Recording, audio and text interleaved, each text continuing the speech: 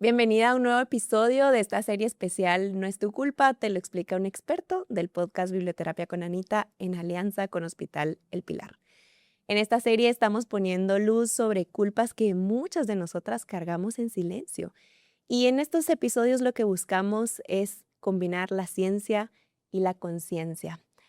Hoy abrimos una conversación distinta, pero igual de profunda que el episodio anterior, porque hay una culpa que no siempre la decimos de forma consciente y que tiene que ver con la genética.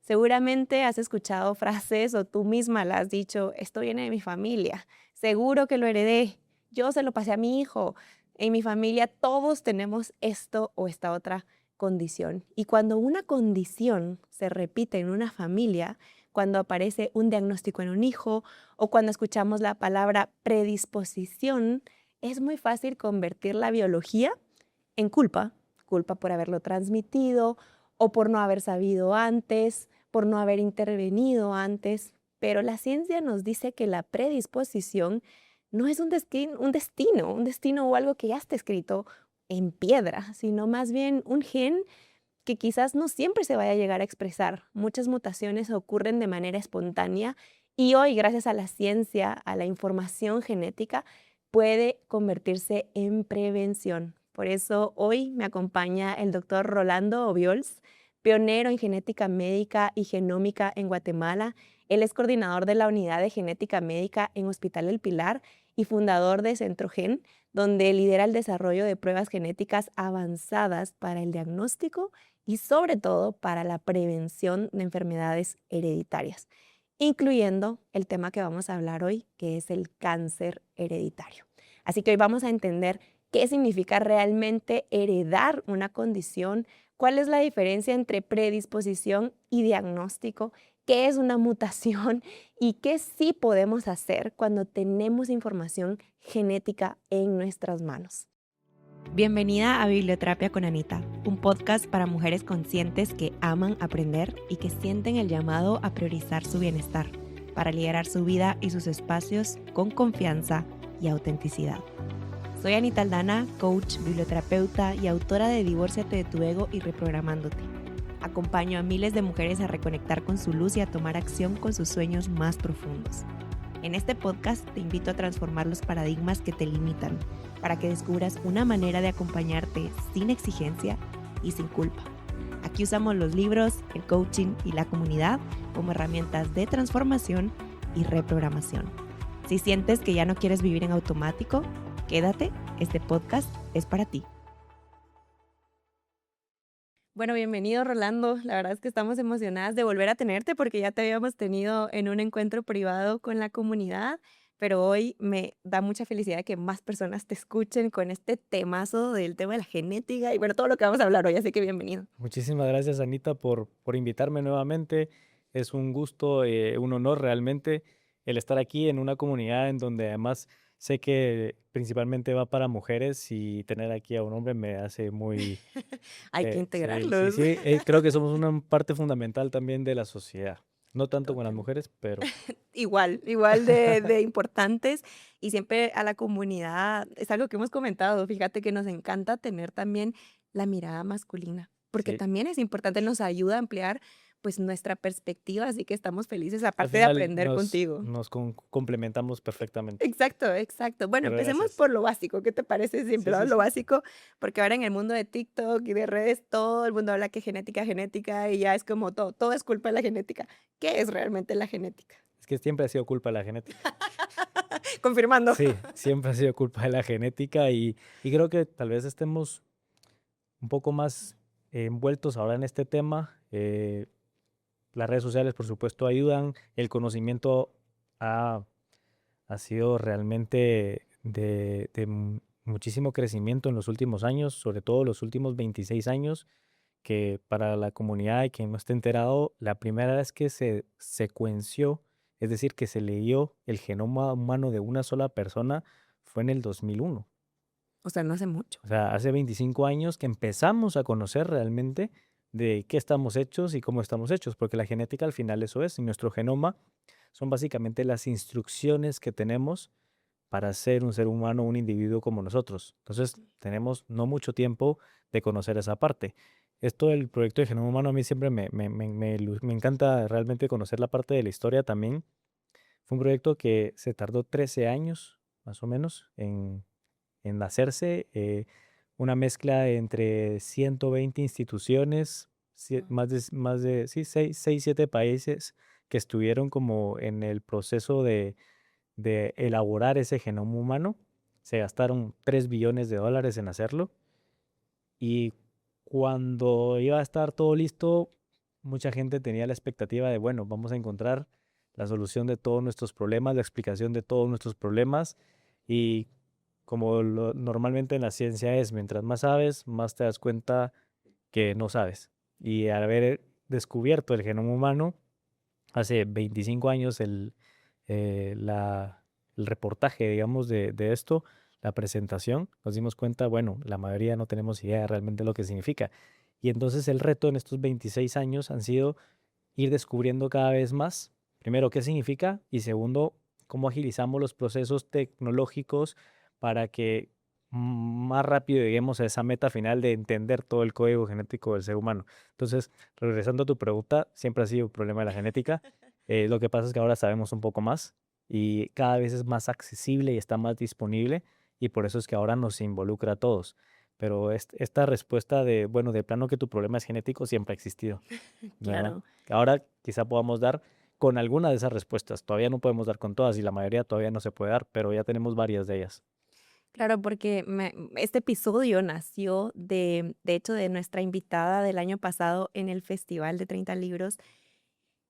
El Hospital El Pilar nos puso en contacto con una persona que había sido sobreviviente de cáncer y nos compartía toda su historia y en su familia todos habían tenido cáncer.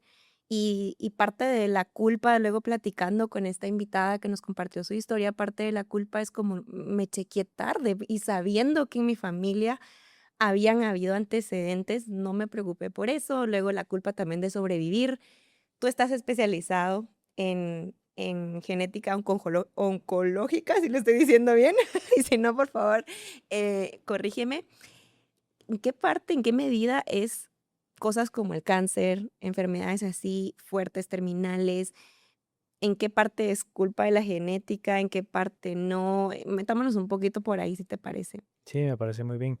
Realmente la genética está metida en todos lados y nuestro código genético nos da las instrucciones para crear o para formar las diferentes proteínas que tenemos en el ser humano. Para que te des una idea, tenemos 22.000 más o menos genes, por lo tanto también 22.000 proteínas que son codificadas por esos genes. Y con un error que tengamos en alguno de la lectura de ese código de cada uno de los genes, se puede desencadenar una serie de problemas, enfermedades, de condiciones. Todo lo que está escrito en nuestro material genético no necesariamente se va a expresar al 100%. Y aquí es donde se mezcla nuestra genética con el medio ambiente. Mm, Y en donde decimos que la mayoría de las condiciones van a tener un origen multifactorial. ujú. La genética es uno de ellos y es uno de los importantes, por supuesto. Habrán algunas condiciones que la genética es más fuerte y otros en donde lo multifactorial o el medio ambiente es mucho más fuerte. Te voy a poner ejemplos para que vayamos entrando en el tema, pero la diabetes, la hipertensión, la enfermedad renal crónica, el Alzheimer, estas enfermedades que normalmente vemos como comúnmente, pero que además son crónicas, siempre le hemos dado la connotación de, esto de plano está en los genes, esto es algo hereditario, mi mamá tiene diabetes, mi tía tiene diabetes, mi abuelo tiene diabetes, de plano yo voy a tener diabetes.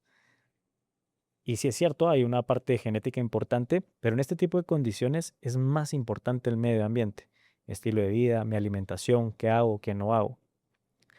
El factor genético es uno de todos los factores que hay.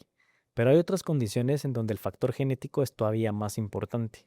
Y aquí es donde vamos entrando a estos temas, como por ejemplo en el cáncer. El cáncer, bueno, yo como especialista en genómica y genética médica, dentro de las áreas en donde escogí especializarme más todavía, fue en el área de oncología genética, oncología molecular. Eh, Me parece muy interesante el conocer que el cáncer es una problemática o es una enfermedad 100% de origen genético. Esto es algo que normalmente no lo tenemos en cuenta, pero que sea genético no siempre significa que lo voy a heredar o que lo heredé, sino que lo genético también puede adquirirse. Y en el caso de cáncer es la manifestación más grande de esto. Todos hemos hablado y hemos conocido de los múltiples eh, productos cancerígenos que tenemos alrededor de nosotros. Existen aquellos que son de fuera y hay algunos que son dentro de nuestro cuerpo también, pero de fuera, toda la luz ultravioleta del sol, el producto químico del cigarro, del smoke de las camionetas, también hablamos de hasta el smoke de la leña, productos cosméticos, fertilizantes, insecticidas, preservantes en las comidas, los colorantes en las comidas. O sea, estamos rodeados todo el tiempo de agentes que lo que hacen literalmente es dañar nuestro material genético, dañar nuestro ADN. Entonces, al tener algo de afuera que daña nuestro material genético, automáticamente se convierte en un problema genético Mm. de nuestras células. Y solamente en un porcentaje, ese material genético ya viene predañado, como un error de fábrica, si lo queremos ver así. Y entonces en estos casos es sobre todo donde vamos a ver en aquellas familias que tienen un alto grado de susceptibilidad para tener este tipo de condiciones. Pero de por sí ya la enfermedad es un problema 100% genético. Wow. Tanto que sacar de esto que has Pero dicho, aquí creo que estamos para platicar de eso, así esto que se va a extender 2 horas. No, no es cierto.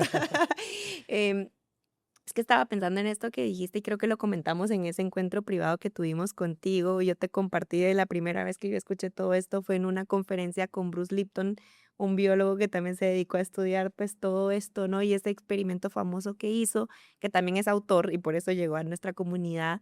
Y él decía que muchas veces la parte como problemática que mencionabas y esa parte genética a veces es como un 1%, que la mayor parte, si le tuviéramos que poner un número, que un gran porcentaje es todo esto que tú decías, el medio ambiente, el estilo de vida, lo que consumo, mis hábitos, mi entorno, mis emociones. Si tuvieras que, yo sé que esto es difícil, pero poner un porcentaje, un número, ¿qué es lo que más pesa para que al final algo se active o no? Por ejemplo, lo que nos explicabas hace un ratito, ¿verdad? El ADN, pues, puede tener ciertas partecitas que o de nuestra familia, si lo entendí bien. Por ejemplo, en mi casa hay diabetes, hay hipertensión, ha habido cáncer, ha habido todo, y gracias a Dios, pues, yo estoy bien, pero he hecho mucho trabajo, personal en cuidarme, ¿verdad? Entonces, para que nuestra audiencia también nos vaya siguiendo el hilo, de mí hay una parte que sí tengo responsabilidad para ayudar a que esos genes de diabetes no se activen en mí gracias a mi estilo de vida, si es que lo entendí bien. ¿Cuál sería el factor que dirías que más peso tiene para ayudarnos a prevenir? ¿Qué es lo que más buscamos en este espacio? Prevenir. sí, creo que vale la pena empezar a mencionar que nuestra genética, que es con la que contamos, que es la mezcla casi perfecta entre el material genético de nuestro papá y de nuestra mamá, literalmente el 50 y 50% de cada uno de ellos va a ser la base. Hoy por hoy, la genética nos sirve como información. ¿Y qué haces tú cuando tienes más información? ¿Qué hace un administrador de empresas eh, que tiene mucha información de su empresa? Toma mejores decisiones. Entonces la genética es una herramienta más, no viene a ser el gurú y nada, lo que nos va a solventar todos los problemas, pero definitivamente que nos va a dar mucha información. Y con esa información podemos ser más conscientes y con esa conciencia tomar mejores decisiones acerca de cómo queremos pues, vivir nuestra vida. Por supuesto que entre esa información van a haber noticias no tan buenas, incluso pueden haber algunas noticias buenas. También podemos encontrar algunas ventajas genéticas que tengamos versus el resto de la población. Pero la mayoría de veces lo que queremos buscar es justamente lo negativo, ¿verdad? ¿A quién me estoy enfrentando? Entonces, creo que cuando uno tiene información, toma mejores decisiones y eso nos puede empoderar.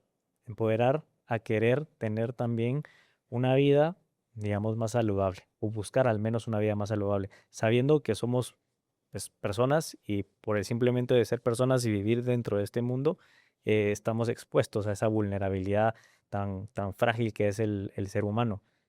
Pero al yo conocerla, puedo ir tomando decisiones y priorizando la salud, ¿verdad? ¿A qué cosa le quiero entrar? Por ejemplo, si yo conozco, hablando otra vez del tema del cáncer, que tengo esa predisposición genética en mi familia, creo que muy pocas personas, si no es que nadie, diría, si yo conozco esto, no voy a hacer absolutamente nada al respecto.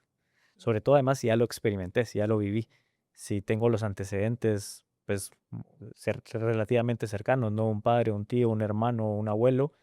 eh, lo que normalmente nosotros vemos en la clínica son pacientes y sus familiares, pues al final se convierte en una enfermedad de la familia, que son muy conscientes de lo que implica y que están muy dispuestos a tomar acción. Ahora imagínate a eso sumarle algo objetivo que te diga, tú tienes esta predisposición. O sea, realmente puede hacer la diferencia entre actuar o no actuar, o en qué tan rápido o qué tanta importancia le voy a dar a este tema, ¿verdad? Porque al final todos vivimos en este mundo que, como yo le digo a mis pacientes, es un mundo pro cáncer, de alguna manera. O sea, todo nos da cáncer y estamos expuestos aquí. Eso no quiere decir que a todos nos vaya a dar, pero tenemos que saber que nos puede dar. Y Claro. entonces cuando tenemos esta información de base y vamos siguiendo las recomendaciones que se nos van dando, es un poco más fácil prevenirlo, es un poco más fácil detectarlo. Nunca nos lo van a garantizar, pero tenemos más herramientas y eso Mm. creo que es lo que me gustaría como enfatizar. Y entonces, para tener esa información en la parte de genética, ¿hay algún estudio? ¿Hay algo que nos podemos hacer? Como en el episodio anterior que hablábamos de saquémonos una fotografía cuando te haces exámenes médicos. En la parte genética, ¿cómo funciona? Sí, sí se puede hacer, hay que saber que tiene muchas limitaciones. La revolución tecnológica ha sido increíble. Esto que te contaba de la secuenciación de un genoma hace 25 años que costó $3 billones, 13 años, 120 instituciones, 7 países, hoy por hoy lo puede hacer muchos de los laboratorios que existen en el mundo. La secuenciación del genoma puede salir tan barato como $1000, a lo que antes era $13 billones. O sea, la revolución tecnológica ha sido increíble. Esto ha puesto a disposición y más accesible este tipo de herramientas. Seguimos todavía tratando de solventar el tema de qué hacer con esta información o cómo la logramos leer, cómo la logramos interpretar. Entonces, hoy en día, nosotros en genética dividimos al menos el tipo de consulta o el tipo de escenario al que vamos a estar entre la genética diagnóstica y la genética preventiva. ¿Cuál es la genética diagnóstica? Cuando estamos enfrente de una problemática y queremos ponerle un nombre, un apellido y hasta el número de DPI a la condición, ¿verdad? Ser muy precisos, que ahora se conoce como medicina de precisión, medicina personalizada. Ser muy precisos en hacer ese diagnóstico de una condición que ya está pasando en el paciente. Para tratarla es ya como reactiva, digamos. Más que reactiva es para empezar a tratarla, porque Ok. muchas veces no Está en sabemos proceso. hasta a qué nos estamos enfrentando Ok. realmente. Y por otro lado está la genética preventiva, que es qué información puedo tener para tomar justamente estas acciones preventivas. Entre estas acciones preventivas pueden haber temas de optimización de salud, principalmente vamos a ir por ahí, la parte de conocer nuestro ADN con respecto a cómo van a metabolizarse ciertos fármacos o cómo se van a metabolizar ciertos nutrientes, ciertas vitaminas, para yo poder optimizar, es decir, sacarle el provecho y tener esas ventajas de conocerme de una manera tan profunda, que por cierto no va a cambiar, porque ese código Está escrito. ya está escrito, Ujú. pero yo puedo tomar acciones para ir cambiando. O bien hay algunas enfermedades genéticas que también ya sabemos bastante de ellas y por lo tanto podemos adelantarnos a conocer si yo voy a tener alguna enfermedad asociada al metabolismo de los lípidos, asociada al cáncer, asociada a alguna otra condición y yo conocer de anticipo, con anticipación, perdón, qué puedo hacer.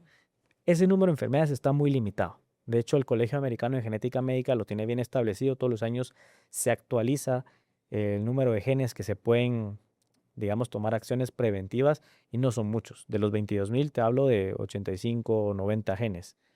Así que todavía nos hace falta muchísimo. La parte de genética diagnóstica, que es lo que nosotros más hacemos normalmente en la clínica, pues sí tiene una utilidad muchísimo mayor, porque estamos haciendo diagnósticos de enfermedades que tienen un origen genético, pero que la historia normal es que no, el paciente tiene esta odisea diagnóstica de no saber a qué se está enfrentando, de haber experimentado muchísimos tipos de pruebas, de laboratorios, de visitas de diferentes médicos, especialistas y que no hemos dado con la causa. Muchas veces eso es lo que a nosotros nos toca pues ayudar a descifrar, ¿verdad? Como un proceso de investigación muy personalizado en el paciente.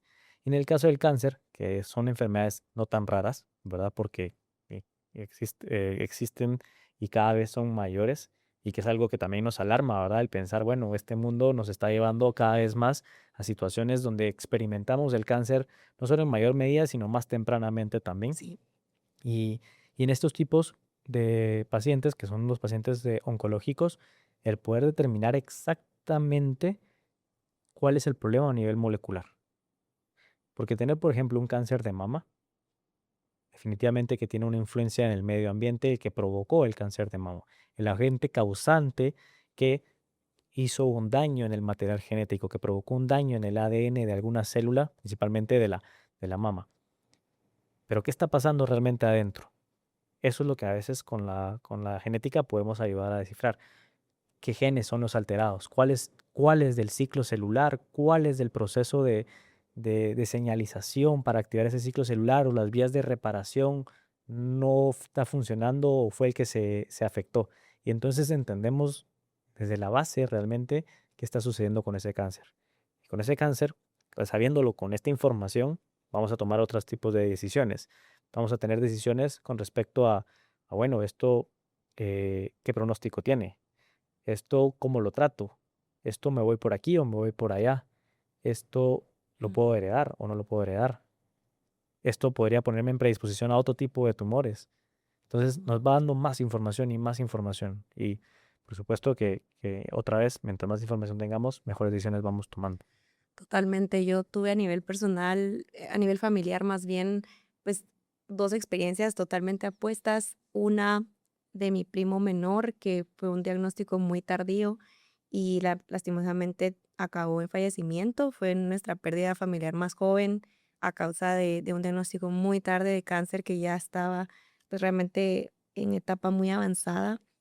Y recientemente confirmo lo que dices, ¿verdad?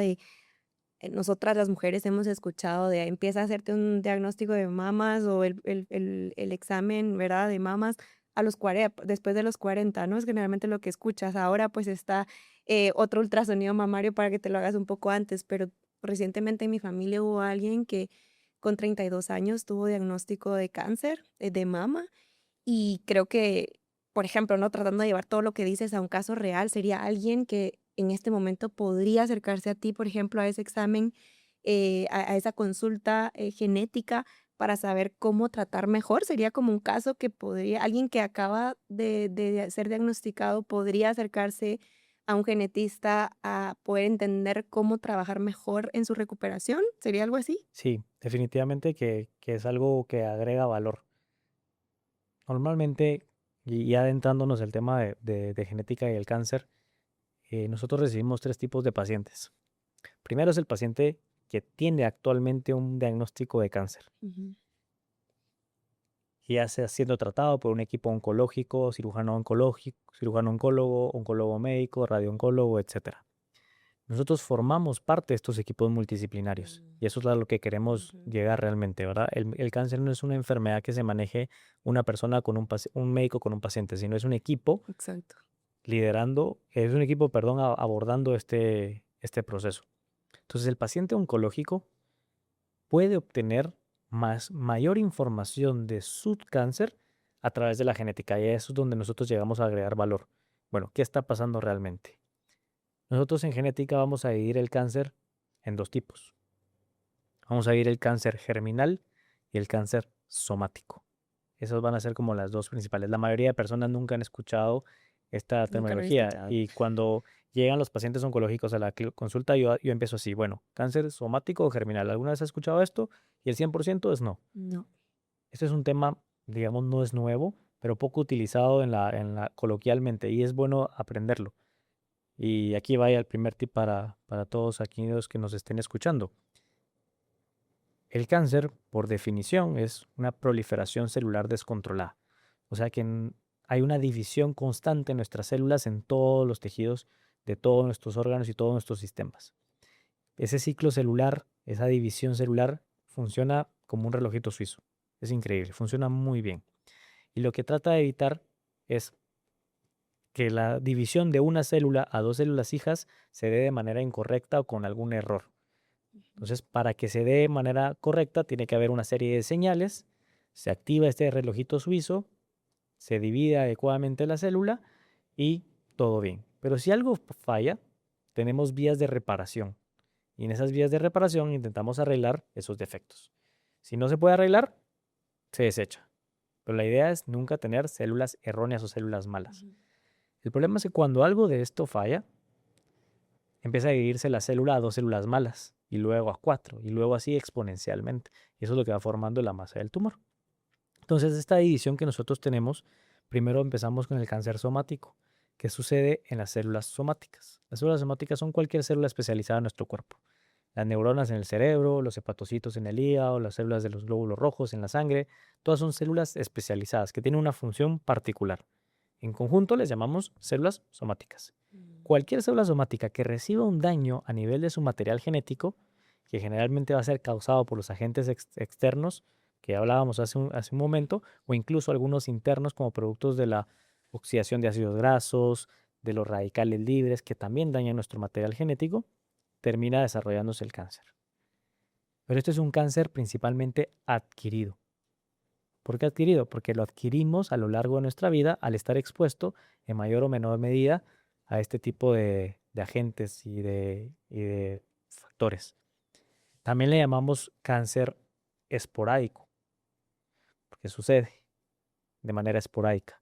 No sabemos en qué momento se dio exactamente ni en qué momento se va a dar, pero sabemos que principalmente fue provocado por estas alteraciones ajenas a nuestro cuerpo, directamente a nuestro ADN de alguna de nuestras células somáticas. Entonces, este cáncer somático, este cáncer adquirido, este cáncer esporádico, es el responsable hasta el 80% del cáncer en el mundo. Wow. ¿Qué quiere decir esto?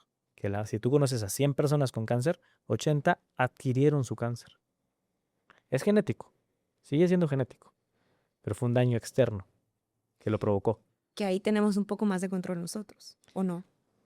Pues Sí, no. podríamos tenerlo, porque al final todo el mundo vivimos en un mundo pro cáncer. Entonces, ¿qué tanto control tenemos realmente? Confiamos en nuestro sistema y confiamos también en las vías normales que tenemos para repararlo, porque entonces aquí es donde se empiezan a responder algunas preguntas. La primera sería, si vivimos en un mundo pro cáncer, ¿por qué no a todo el mundo le da cáncer? Si ya sabemos que tal da cáncer, ¿qué pasa? Pues todos venimos equipados con un sistema de reparación de daños, un backup, que básicamente lo que viene a hacer es, si yo recibo un daño por la luz ultravioleta en la mano, al mismo tiempo tengo un equipo que está echando punta y que nos está reparando ese daño. Y funciona increíblemente bien. Y esa es la respuesta de por qué no todo el mundo tenemos cáncer. ¿Qué pasa? Ese sistema de reparación a veces se ve desbordado. ¿Por qué se ve desbordado? Porque mi exposición a estos agentes es muy brusca. Esas son las cosas que sí podemos controlar. Por ejemplo, si yo fumo y estoy teniendo un agente químico que literalmente está dañando las células a nivel de ADN de nuestros pulmones, estoy constantemente poniendo y exponiendo a mis células a este tipo de errores. Y ahí está mi equipo de sistema de reparación de ADN echando punta. Pero si sigo fumando, es muy probable que algo se le vaya a pasar a este equipo de reparación. Claro, se va a quemar. Sí. Se va a No fundir haciendo todo. logró reparar algo que tenía que reparar. Y ahí empieza a desencadenarse de manera exponencial. Ese tipo de cosas sí las podemos controlar. Pero la mayoría de veces es algo esporádico. Puedo tener yo el mejor estilo de vida, puedo tener la mejor dieta posible, puedo tener los cuidados que sean, pero vivo en un mundo pro cáncer. De agentes que no nos damos cuenta. Puedo tener la mejor dieta, pero soy alguien que le encanta usar cosméticos. Y algunos de esos cosméticos también pueden producir cáncer. Soy una persona que hace ejercicio todos los días, pero me encanta comer X, Y, Z. Y eso tiene un colorante que se vuelve cancerígeno. Incluso hay ciertos fármacos que también han sido descritos de esta manera. Y luego está también lo ajeno, infecciones, por ejemplo, ¿verdad? Cáncer de cervix. La mayoría de ellos es provocado por el virus del papiloma humano. Es algo completamente ajeno a nosotros. Tenemos cierto control, pero es ajeno. El Helicobacter pylori, que también causa, está asociado fuertemente al cáncer. Puedo tomar ciertas medidas de control, pero tengo que saber en dónde me estoy metiendo. El 100% de la población estamos expuestos a cáncer, pero el 80% lo va a adquirir. Entonces eso me deja también, bueno, no solo lo de que si nos pasamos un poco de la raya, nuestro sistema se va quedando pobre, sino que también se va poniendo viejito. El sistema de reparación, conforme van pasando los años, pues puede ser que ya no sea tan eficiente como a mis 20 o a mis 15. Y eso es la razón por la cual el cáncer normalmente lo vemos en personas adultas. O sea, eso naturalmente va a pasar. Ese sistema Sí, reparador naturalmente va a envejecer y como que su potencia la va a ir la perdiendo va a en ir el perdiendo, tiempo. exactamente. Entonces al final eso es lo normal, ver un cáncer en una persona que estuvo muy expuesta a esto o una persona adulta, adultos mayores sobre todo. ¿Por qué? Porque han estado expuestos en mayor tiempo a este mundo pro cáncer. La pregunta entonces es, ¿por qué tanta gente joven ahora está teniendo cáncer? Probablemente porque estamos más expuestos a esto. De diferente manera, porque por ejemplo en el humo de cigarro lo hemos disminuido considerablemente a nivel mundial, pero ya vemos que no es la única causa y la única razón. Y entonces con esto nos vamos a la segunda parte, Anita, que es el cáncer germinal. Y el cáncer germinal sucede en las células germinales. Y solo tenemos dos tipos de células germinales. Las mujeres se llaman ovocitos y los hombres se llaman espermatozoides. ¿Cuáles son estas células? Nuestras células sexuales o reproductoras, que literalmente solo funcionan para una cosa, como si no fuera suficiente, ¿verdad? Pero solo funcionan para reproducirnos. Estas células también pueden tener un daño a nivel del ADN. Y como la única función es reproducirse, estos daños sí los podemos heredar. Entonces aquí es donde nos enfrentamos al cáncer de tipo hereditario, genético y hereditario. Las dos. Porque lo heredamos de un ovocito o un espermatozoide Y aparte está. que viene. Ajá. Entonces, ¿qué sucede? Heredamos generalmente un problema a nivel de uno de los genes asociados a las proteínas que se encargan de la reparación del ADN, por ponerte un ejemplo. Entonces, estas personas vienen con un defecto de fábrica en el sistema de reparación de ADN, que todos tenemos, y estas personas también, pero vienen con algunas ineficiencias. Entonces, estas personas que tienen el cáncer germinal o el cáncer hereditario, pues tendrán la predisposición a tener el cáncer, un mayor riesgo. ¿Versus quién? Versus alguien que tiene su sistema de reparación normal. Entonces, aquí es donde vemos que este cáncer que sí se hereda, es el que normalmente vemos en las familias que tienen 2, 3, 4, 5 familiares con cáncer, generalmente a edades más tempranas o más de un tipo de cáncer en la misma persona. Entonces nosotros lo que hacemos en la clínica muchas veces es ayudar a entender a ese paciente de su familia ante cuál estamos, ante un somático o ante un germinal. Y si estamos ante un germinal, dirigir los estudios, las pruebas genéticas, que generalmente se llaman pruebas de secuenciación, a los genes asociados al cáncer, porque solo eso estamos viendo en este paciente, ¿verdad? Genes asociados al cáncer, que hereditario más o menos son como 100, 110 genes. Y entonces, pues, determinar si esa persona tiene alguna alteración genética en alguno de estos sistemas de reparación, que sea el defecto de fábrica que lo predispuso a tener el cáncer. Y si sí, pues determinar qué riesgos implicaría para el resto de los familiares. ¿Quién más estaría en riesgo? Porque esto se puede heredar. ¿Y eso se puede corregir? No, no se puede corregir. La genética, la mayoría de cosas que tenemos hoy en día no se pueden corregir. Hay muchísimos avances al respecto, eso sería para otro tema, pero eso se llama edición genómica o terapia de edición génica, que literalmente es ir a cambiar los genes. Wow. Y es algo que existe, no tan nuevo, porque ya venimos haciéndolo, por ejemplo, para plantas, para animales, se vienen haciendo estas modificaciones desde hace muchísimo Hasta en tiempo. las frutas, ¿no? Como en Sí, las sí, sí. A mí me encanta siempre el ejemplo de que casi nadie sabíamos, pero el banano tiene semillas. El banano venía con semillas. Y se las quitamos. Se las Como las quitamos. uvas, ¿no? Las Yo estaba uvas, pensando en las uvas verdes que eso le es algo, quitamos. eso es algo más reciente, pero el banano venía con semillas. Esa modificación se hizo hace miles de años, ¿verdad? Bueno, no miles, ¿verdad? Perdón por la exageración, pero hace muchísimos años y ahora nadie, pues pensamos que el banano tenga semillas, pero el banano tiene semillas. Esa modificación se hizo. Entonces, no es algo nuevo, pero lo que sí es nuevo es que se está aplicando para tratamiento de enfermedades o de condiciones de origen genético. Y hoy en día la terapia génica está aprobada para ya 8 o 9 enfermedades. Por supuesto que son muy contadas estas enfermedades y que todavía no son accesibles ni están disponibles para la población, porque son tratamientos de millones de dólares. Seguramente. Pero ahí va, ahí va. Entonces, en el cáncer no existe la edición del genoma como tal, no hay una cura, pero el tener esta información nos ayuda a tomar decisiones de prevención, de detección temprana, de orientación a tratamiento, orientación a pronóstico y consejo genético familiar. Entonces ahí es donde vemos, ok, este paciente con cáncer está aquí o está aquí. Y a partir de ahí empezamos a hacer su plan.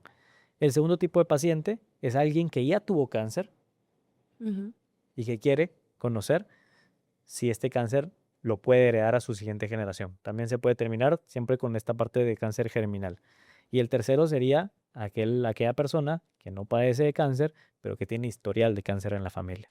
Entonces, lo que nosotros siempre recomendamos es acudir a una clínica de cáncer hereditario para poder determinar ese riesgo en esa persona, ¿verdad? En si realmente existe una sospecha de que hay un cáncer de tipo germinal en la familia y poder hacer las pruebas correspondientes para saber si esa persona tiene la predisposición.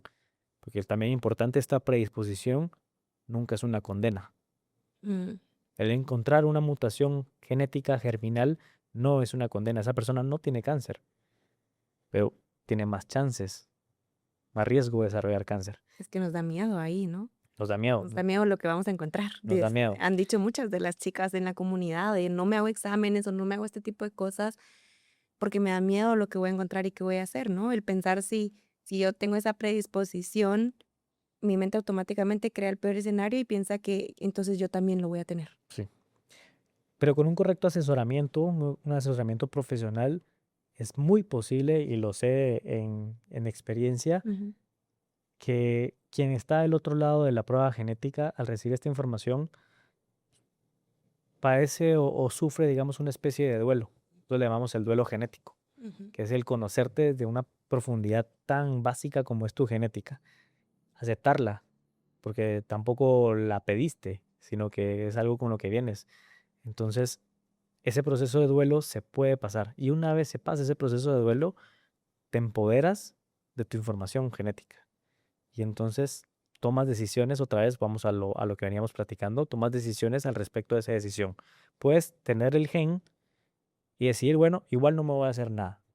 Claro que lo puedes hacer, pero el 95% de la gente lo que va a hacer es, ok, tengo este gen, ¿ahora qué hago? ¿Cómo lo prevengo? Ok, estamos viendo que la detección temprana es importante, porque los diagnósticos tardíos, la mayoría tienen un desenlace fatal. Claro. Y la mayoría son en mujeres, según lo que estaba leyendo. Son diagnósticos tardíos, sobre todo en mujeres. Yo te diría que hay en ambos, porque cáncer hay de muchísimos tipos y hay algunos que son muy prevalentes en mujeres y unos que son muy prevalentes en hombres. Pero lo que pasa en el cáncer de cervix y de mama, que son diagnósticos la mayoría tardíos, los que hacemos aquí en Guatemala, y por lo tanto el desenlace no es tan bueno, pasa exactamente lo mismo en hombres y cáncer de próstata, por ejemplo, ¿verdad? Entonces al final creo que es bastante equitativo ese sentido. Em, Me perdí, pero Es que hay tanto tema. Yo sí, creo que este episodio, punto número 1, para quien nos está escuchando, hay que volverlo a ver 50 veces sí. con cuaderno en Replay, mano replay. para estudiarlo, porque de verdad creo que al igual que el episodio anterior que hablábamos sobre la nutrición, sobre todo este tema de la alimentación, nadie nos enseñó. Y el tema de la biología, bueno, aprendemos los nombres de los órganos y aprendemos cosas muy básicas, pero no hay tanta educación pues sobre nuestra genética, cómo funciona el ADN. Me ha resultado muy fascinante este tema, pero sí creo que es complejo para entender, para profundizar, para saber qué hacer con esa información, ¿verdad? Yo creo que de lo que decías, quizás alguien que nos está escuchando se sienta abrumado y diga, bueno, si vivimos en un mundo pro cáncer, como ha dicho Rolando, pues ya, ¿qué voy a hacer? Porque, ¿qué voy a hacer si ya el maquillaje, los productos de belleza? Hablabas también de los rayos del A sol. mí por eso me encanta entrar el cosméticos y los maquillajes, porque ahí sé que toco cosas serias, ¿Cuál, realmente. perdón? Cuando hablo de Cuando cosméticos y hablas de maquillaje, yo pues sé que ahí mira, si estoy quieres tocando, hablamos de esto. sí, yo sé que estoy tocando ahí temas serios. No, pero sí, yo creo que el mensaje es, cuando conocemos nuestra genética, podemos actuar más a tiempo y detectar tempranamente. Un caso muy particular en cáncer de mama, cuando detectamos a un paciente con una predisposición genética a tener cáncer, los cambios en la vigilancia se notan. Una mujer, estamos acostumbrados a recomendar de manera parametrizada o global que a los 40 años ya tienes que hacerte tu primera mamografía. Ok. una mujer que tenga una predisposición genética a cáncer de mama, los 40 años para la mamografía ya es muy tarde. Y de hecho la mamografía, como es radiación, no es el método adecuado para esa mujer que tiene una predisposición genética a no poder reparar esos daños de material genético. Entonces tenemos que cambiar los métodos de vigilancia. Ok. Por ejemplo, con técnicas como la resonancia magnética. Por ejemplo, Wow, esto no lo a sabía. la edad. En lugar de empezar a los 40 años, podemos empezar a los 35, 30, dependiendo de tu factor genético. Claro. Y mezclándolo o digamos regresando a lo que empezamos a hablar de que la genética no lo es todo, en este caso también la genética no lo es todo, pero es un factor importante. Porque, a ver, si te pregunto a ti, ¿cuál es el principal factor para tener cáncer de mama? Factor de riesgo. ¿Cuál es el principal factor? ¿Hereditario? El principal factor de riesgo para tener cáncer de mama es ser mujer, Ya sí, ya de entrada. de entrada. De hecho, las estadísticas son así. Todas las mujeres, hablando globalmente, el 10% de ellas puede desarrollar cáncer. O sea, ya vienes por ser mujer con ese 10% de base. El segundo factor de riesgo, ¿cuál te parece a ti? Ya me has dejado ya, pues que sin palabras. El segundo es la edad. Toda Y también mujer... tienen que ver si no llegas a vivir la maternidad. Sí, Esto me lo ha dicho ahorita- también el sí, ginecólogo. sí, te Ok. lo voy a decir. Entonces, el primero es ser mujer. Ujú. Eso no quiere decir que al hombre no le pueda dar cáncer de mama. Oh, Por wow. supuesto que sí puede dar cáncer de mama en hombres, pero es la minoría. Ujú. Pero el principal factor es la mujer. El segundo es la edad. Toda mujer arriba de 50 años tiene mucho riesgo y ese 10% va subiendo. Y el tercer factor más importante es la genética, porque tampoco cambia. Entonces, toda mujer arriba de 50 años y que además tenga el factor genético, sus chances de desarrollar cáncer pueden ir subiendo hasta 80-85%. Y luego están todos los otros factores que sí son modificables. Maquillaje, Bueno, el digamos, entorno. todo eso, pero unos más básicos todavía, temas hormonales. ¿A qué edad fue tu primera menarquia? Tu primera menstruación, perdón. ¿Tuviste hijos? ¿Cuántos hijos tuviste? ¿Utilizabas anticonceptivos? ¿No utilizabas anticonceptivos? ¿Diste lactancia? ¿No diste lactancia? Eh, ¿Tomas algún suplemento hormonal o no? ¿Tienes alguna comorbilidad? ¿Tienes alguna enfermedad del metabolismo? Todo eso va sumando y sumando. Pero hay tres que no se pueden modificar: nuestra genética, nuestro sexo y nuestra edad. Wow. Mañana voy justo con mi ginecólogo. Llegó mucha información Sí, es mucha para información. hacerlo, pero Esto es mucha información. La genética nos puede abrumar a todos, pero creo que hay que aterrizarlo un poco y en ese Ujú. aterrizaje yo siempre pongo un ejemplo una analogía muy tonta, muy burda, ¿verdad? Pero eh, es como el Waze Ujú. en la medicina. Llegar de aquí al obelisco, todo el mundo sabe cómo llegar al obelisco. ¿Qué pasaba antes de Waze? Tú puedes decidir irte por la ruta A, la ruta B o la ruta C. Y era basado en tu experiencia. Yo sé que los días... ¿Qué día estamos? ¿Hoy es lunes? Sí. Estos días me va mejor por la ruta C. Y a esta hora me va mejor por la B. Y a mí siempre me ha ido mejor porque me gusta más por la A. Ujú. ¿Qué pasó después de que vino Waze? Todo el mundo agarramos el celular, vemos la ruta y nos dice ruta A, ruta B y ruta C. Las mismas rutas. Por aquí te vas a hacer 10, por aquí te vas a hacer 15 y por aquí cuidado porque hay un policía o hay un accidente. ¿Quién toma la decisión de por qué ruta irnos? Seguimos siendo nosotros, no el carro solito toma la ruta que él decidió que era la mejor, sino que nosotros tomamos la decisión de qué ruta queremos ir, porque tenemos más información. Y esa decisión generalmente va mejor tomada. Yo sé que voy a hacer la ruta más corta porque por allá pues hay un relajo, por allá hay tal cosa. Entonces la genética es eso, es una herramienta y hay que verlo Claro. así, Nos da poder, ¿no? que Es nos da la poder. información que nos da poder. Mientras te escuchaba, pensaba en esa parte hereditaria que has mencionado. Si yo, pues hay antecedentes en mi familia, nos explicabas que nuestra genética se compone mitad de nuestro papá, mitad de nuestra mamá. Entonces, por ejemplo, si mi papá tiene cáncer de próstata, yo pensaría, bueno, esto le va a afectar le podría afectar a mi hermano, Es una buena conclusión, sí. porque asocio Sí, sí, de, sí. bueno, es el sexo masculino, pues entonces le afectará a alguien más, pero a mí no. Y si es cáncer de mama, pues mi hermano ni se entera y pensará que tengo más riesgo yo. ¿Eso es así? ¿O sea el cáncer que sea, en el área que sea, Me es ya. encanta tu pregunta porque es el principal mito que nos toca Ujú. ayudar a responder y resolver. Eh, el cáncer no distingue entre sexos. Ok. Obviamente, los órganos entre el hombre y la mujer son distintos, los hábitos son distintos, hormonalmente somos distintos y tendremos ciertas prevalencias cada uno en nuestro sexo. Mujeres en cáncer de ovario, que los hombres no tenemos, cáncer de próstata, que las mujeres no tienen, la mama, donde hay más tejido mamario en la mujer y por eso se da más que en hombres, pero el resto de órganos, estómago, colon, recto, cerebrales, tiroides, o sea, todos tenemos. Ujú. Y estos genes, como están asociados a estas vías de señalización del ciclo celular y de reparación de material genético, también todos tenemos. Y tenemos diferentes grupos de sistemas de reparación. Hay algunos que actúan, por ejemplo, más en la mama, en el ovario, en la próstata, en el páncreas, y otros que actuarán más en el colon, en el recto, otros que actuarán más en la tiroides, en el cerebro. Entonces, depende mucho de dónde está ese gen alterado, a qué vía pertenece, el poder decir, este es un gen que se asocia a tales y tales y tales cánceres. Pero a la hora de heredarlos de nuestros progenitores, vamos todos con el mismo riesgo. Entonces, si yo tengo antecedentes de cáncer de mama y que confirmo que es hereditario, todos los hijos de esa paciente, hombres o mujeres, tendrán el 50% de riesgo por el patrón de herencia autosómico dominante de tener la condición. Por supuesto que si habíamos hablado que el cáncer de mama, el principal factor de riesgo, ¿cuál es? Ser mujer, ese factor no lo tiene el hombre. La edad, pues la edad sí lo tenemos. En la Mm, genética, hey, ese sí lo compartimos exactamente igual. Pero luego todos los demás factores hormonales que el hombre no está expuesto versus que la mujer sí.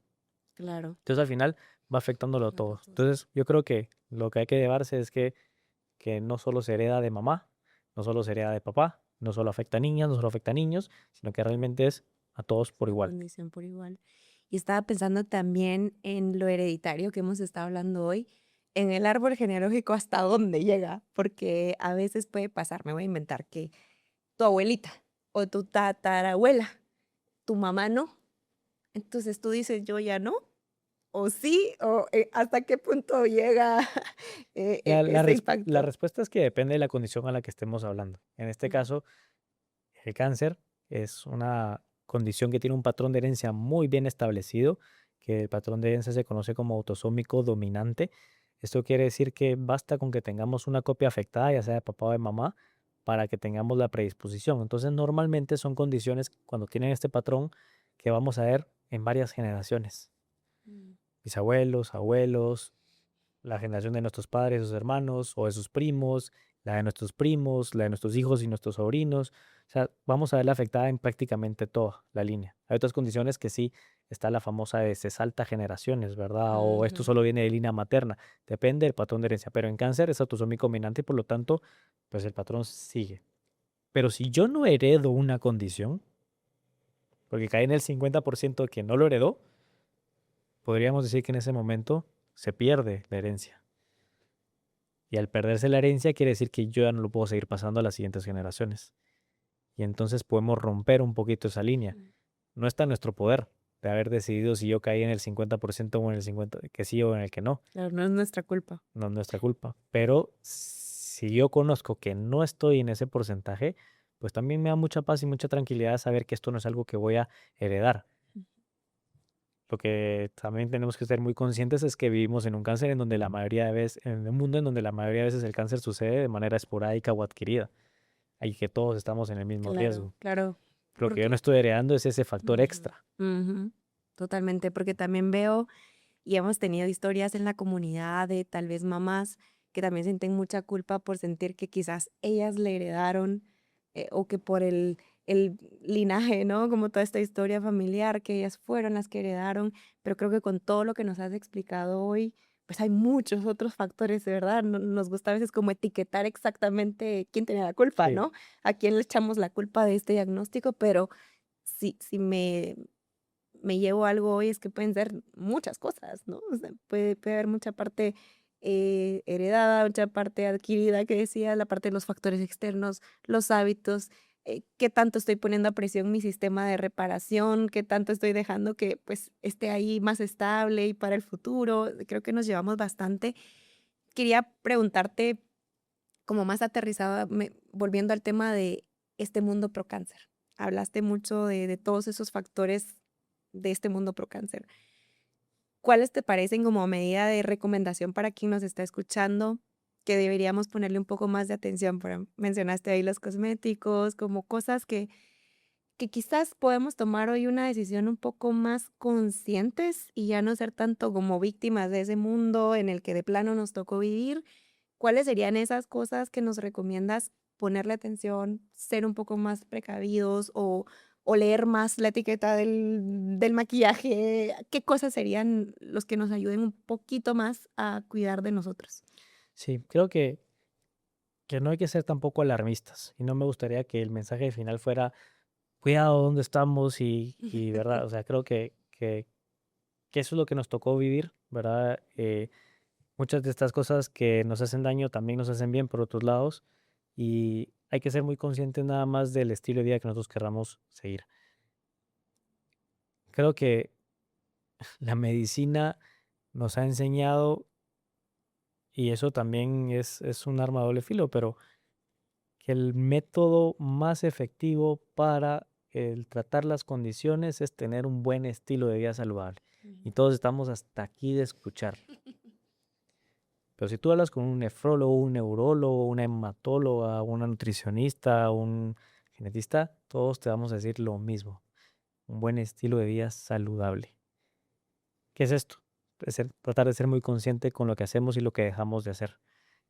Definitivamente que lo que sí está cerrado y lo que sí dejamos por un lado es todos aquellos agentes que, sabiendo que son agentes cancerígenos, optamos por ellos, ¿verdad? Una recomendación bastante práctica sería, por ejemplo, meterse a alguna de las instituciones de salud gubernamentales, sobre todo las americanas o las europeas. Ellos tienen listas completas de agentes que se consideran como cancerígenos y ver a cuál de estos estás expuesto, porque puede ser que no estés enterado de alguno de ellos. Yo siempre pongo el ejemplo de que aquí en Guatemala nos pasa muchísimo.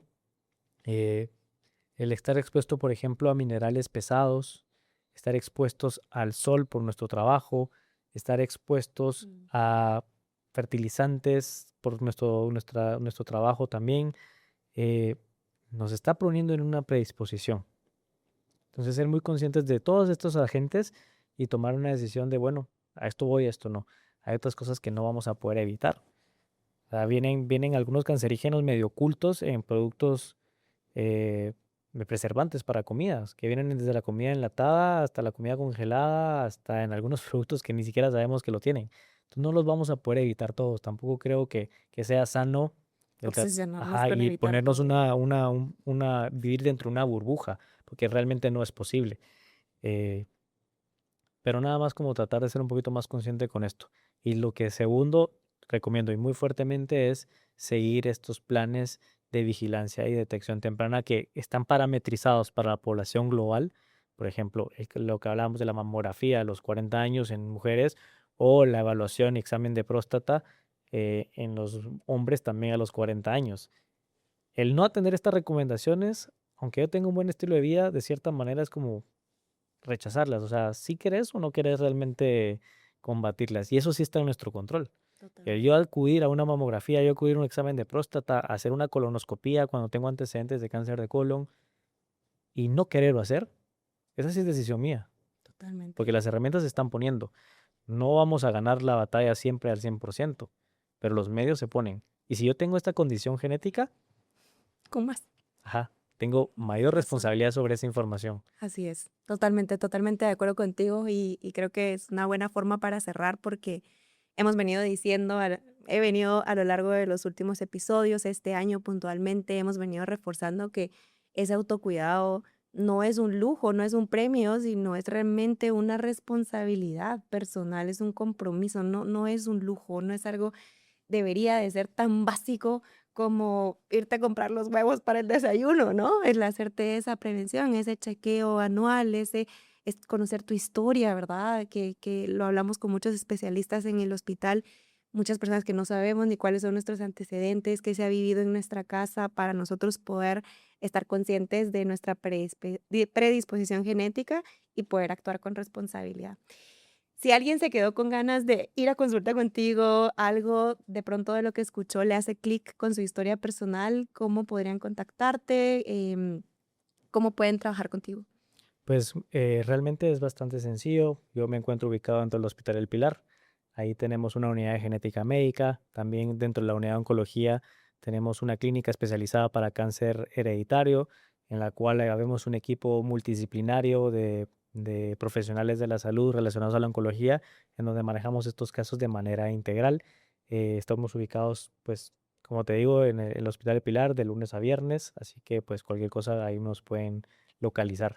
Buenísimo, Rolando. Gracias por tu tiempo una vez No, más. gracias a ti, Anita, de darte felicitaciones también por este espacio. Lo decías en algún momento de nuestra conversación, pero creo que hay una responsabilidad del médico en pasar esta información a la población, porque a veces no es tan fácil interpretarla y Sí, tenemos muchas dudas al respecto. Entonces, este tipo de espacios en donde nosotros podemos exponerlo de manera más tranquila, sin la presión de dar una de noticia. una noticia o de una consulta, que ya sabemos que vamos en el día a día. Este tipo de espacios creo que permiten que la conversación sea de manera más fluida, se vayan llenando esos espacios y pues encantado de formar parte de esta comunidad. Gracias, gracias, Rolando, porque bueno, también de nuestros invitados tuviste una larga espera para grabar este episodio y yo creo que eso denota también tu compromiso con el bienestar humano. Creo que también a veces nosotros hemos perdido esa confianza, pero hay personales, de verdad, expertos, especialistas como Rolando, como todos los que nos están acompañando en estos episodios, que realmente están comprometidos con ayudarnos, con la salud. Así que si algo te resonó de este episodio, si hay algo con tu historia que también necesita ser atendido, ojalá que te lleves no solo el contacto, porque a veces no sabemos a quién acudir, sino también esa conciencia de la responsabilidad que tenemos en nuestro bienestar. Así que hasta aquí el episodio de hoy. Uno más de esta serie No es tu culpa, te lo explica un experto en alianza con el Hospital El Pilar y te esperamos en una próxima. Adiós.